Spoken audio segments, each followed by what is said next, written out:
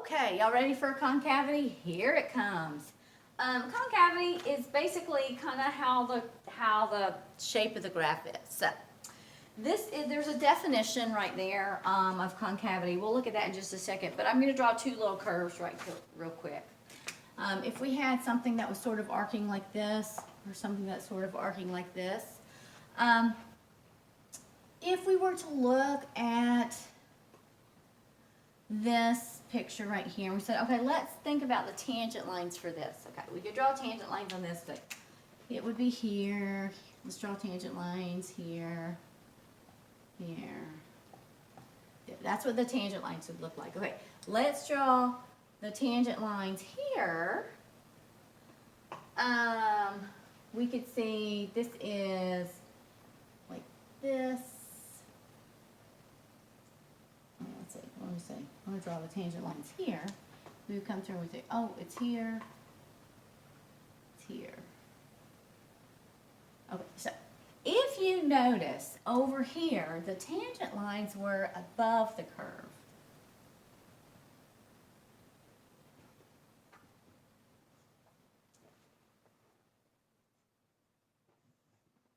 When we drew them. And if you notice here, the tangent lines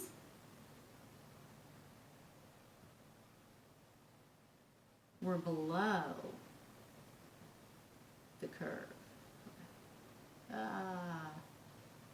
All right, so we just look at that. Now, here is the definition of concavity. If the graph F lies above all its tangents, like here, here the graph is purple and it's above the tangents, then it's called concave up. This is called concave up, and on some interval I. If the graph of F lies below all its tangents, like here, see the graph is purple and it's below the tangent lines which are blue, this is called concave down on some interval I. We abbreviate concave down, CD, concave up, CU. Now, I don't ever think of this definition when I'm trying to figure out concavity. This is what I think about. I think about a parabola, and this just gets me out of it every time. Here is a parabola facing up. This is concave up. So any part of this curve that looks like a U shape is concave up. Okay? So if they gave me this, or they gave me something like that, this is concave up. If they give me this, any parabola facing down, this is concave down. This is all I keep in my head. I don't think about where's the tangent line, is it lying above or over? And of course that works, that's the definition. You can always go back to a definition to figure something out. But I don't go back to the definition. I'm just like, hey, is this, I might use an extra C instead of just one C when I write concave up, concave down.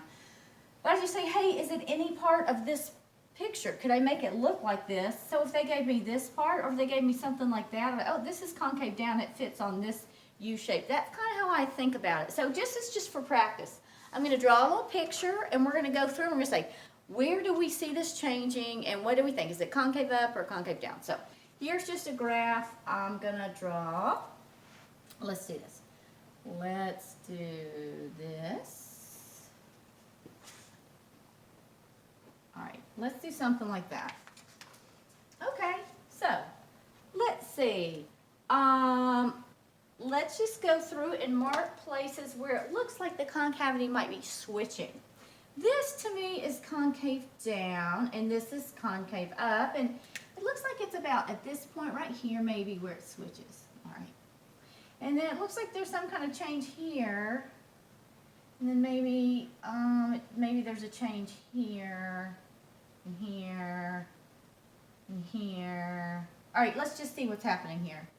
Let's see, from here to here, let's divide this guy up and make some decisions. What do we think?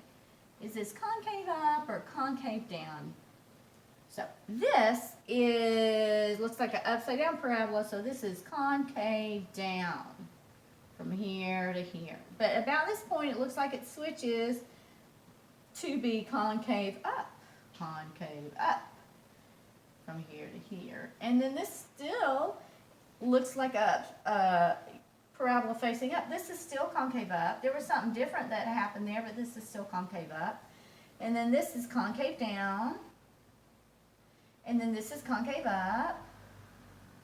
And this is still concave up. Okay, so that's just practice, and how can we tell what concavity is something taking? So that's what that is. Now, the reason we had to start off learning about concavity is because that's what the second derivative tells us about a graph of f. So throughout this example, I keep using the same, we're going to keep using the same function we have been using, but let's just fill in the blanks there. It says if the second derivative of f is positive, if f double prime of x is positive, then f is concave up. If the second derivative of f is negative, then f is concave down. All right, so that's what concavity is, and that's what the second derivative tells us. And so now I would like to say, why do we care? Okay, this is why we care. It helps us know the shape of a graph. Okay, that's good. But more importantly, it helps us identify points of inflection. So points of inflection, why are they important? They're important because the rate of change is at a maximum or minimum at that point. So I took this picture from your textbook there, and it had a picture of a coffee cup. So if you look at this little coffee cup they have here, I'll kind of draw it on screen. They have this kind of got this shape to it. Well, that's not very, let's do better. It looks better in your picture, but it's got this kind of right here. Here's, okay, that's a little exaggerated, but there's our coffee cup. Okay, here's the handle and all that jazz. All right, so if we look at this guy, okay, let's just consider this picture. If you kind of like go right through the middle, if you look at this part of the curve, right? This part of the curve right here, it's kind of this shape right here. And this, to me, looks like it is part of a concave down shape. And this part up here looks like it's part of a concave up shape right here. And so you could go through, so this looks like, see how this part sort of looks like it's this part right here, and this part right here looks like it could be part of this right here, concave down right here, and concave up. What is this right here? This looks like it's part of a concave up right here. I'm doing this backwards. I don't think that's right. Let me look. Let me think about my curves here for a second. This is on the upswing of a parabola, and this is on the upswing. This is concave up right here. And this is on the down. This would be down part of a parabola. This is concave down. And this is also right here, concave down. Let me erase my handle so it's easier to see. This would be concave down. It's kind of like on that part of the parabola if you think of it. Okay. So basically what we're saying is at this point there's a switch in concavity. On both sides of this cup there's a switch of concavity. And so those would be known as inflection points. When there's a change in concavity, that's an inflection point. Why do we care? Because that is where a maximum or minimum of the rate of change occurs. If this was a pretty easy one to see. If you think about the fill rate or the change in volume with respect to T, if you imagine filling this cup of coffee up with coffee, if you say, look at the rate of change, how fast is this cup filling? At this point in time, it's going to be at its fastest rate of change. It's going to be filling at the fastest rate. See how it's thinnest through there? You can imagine that. And so that got me thinking, I have a coffee cup that has some change in concavity. I'm going to go get it. So hang on.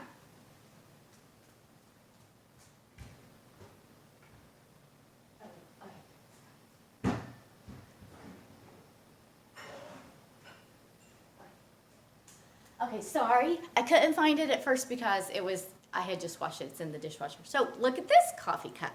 This has a change in concavity, only it's different from the one in the textbook that you see. It's got this shape. So if I drew this shape on there, we could see that.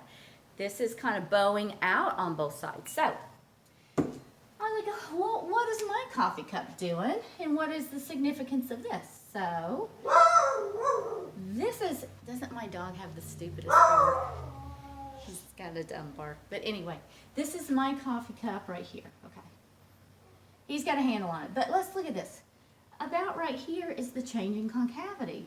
This is concave down, and this is concave down, and this is concave up, and this is concave up. And so again, even though it's a different shape, it's got this same sort of changing concavity right there, which means there's the biggest change in the rate of change. So the rate of change in this case is at its slowest point right there. If you imagine this fill rate, dV dt, happening here, it would be filling faster, faster, and this will be the slowest point at which it's being filled. So that is the significance of inflection rates, of inflection points. And so now, hey, Henry, come here. Come here. Stop it. You're okay. It's okay. It's okay. Oh my goodness. Sorry. Shut up. Okay, we're going to keep going. So let's look at number 3. And it's the same function that we have been doing. F of x is equal to 3x to the 4th. So now they ask us these questions. They say, is it concave up or is it concave down? So let's just answer these questions. Now that we know what concavity is, concave up, concave down. Here we go.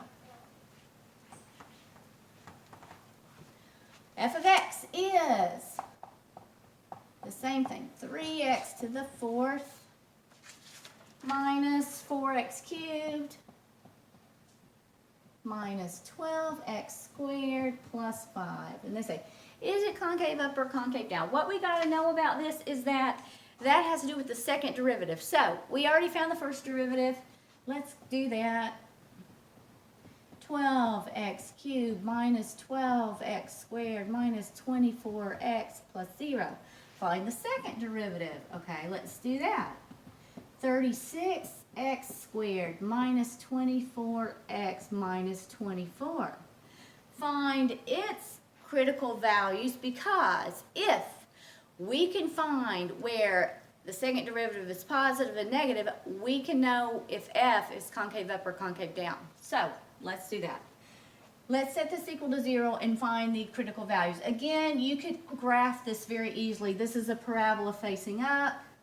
You can say, what are the x-intercepts? And you could know that it's negative here and positive here.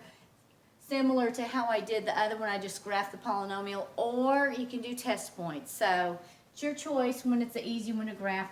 Let's find the critical values. I'm going to set this equal to 0 and solve. First, I'm going to factor out a 12 just to make my numbers a little bit better.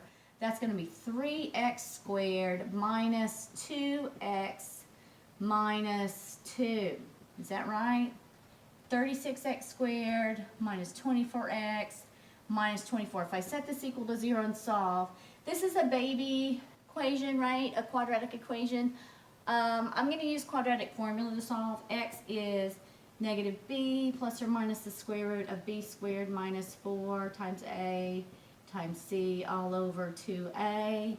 And I get that x is 2 plus or minus 4 plus 24 over 6. So I get my two answers is 2 are 2 plus the square root of 28 over 6, 2 minus the square root of 28 over 6. So these are the critical values or the x-intercepts. And so what I find these to be, I put those in my calculator and found that this is approximately 1.2 and this is approximately negative 0.55.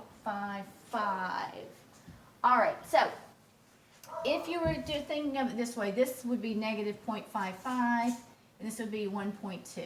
And you could say this is for f double prime. So you could say f double prime is negative between negative 0.55 and 1.2.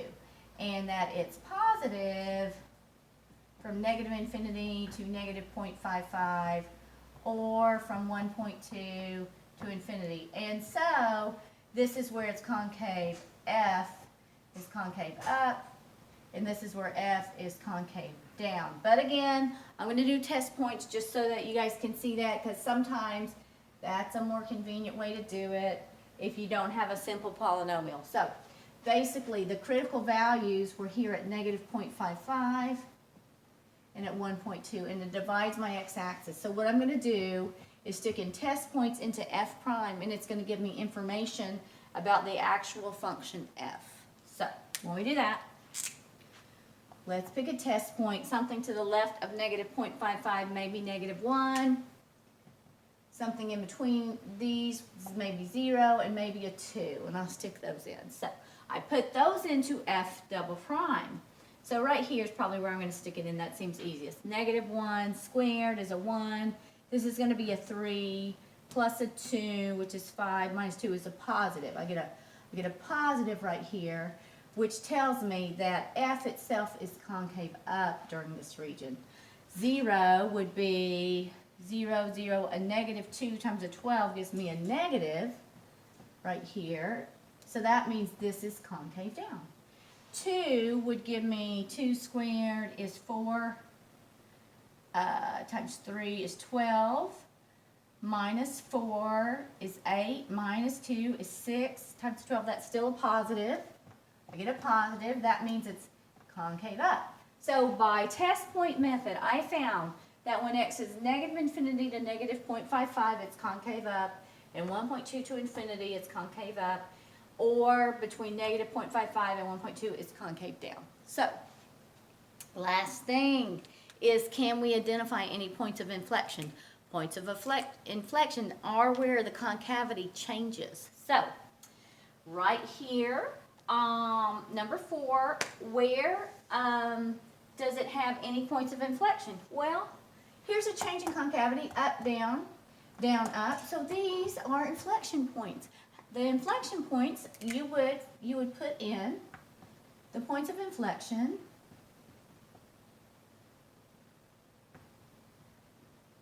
occur when x is negative 0.55 and 1.2. And how you find the y value is you put these into f itself. F, you put it in here. So when I did that, I got approximately 2.31, and 1.2, I got negative 13. So that is concavity, second derivative, and now we are ready to start curve sketching on our next video.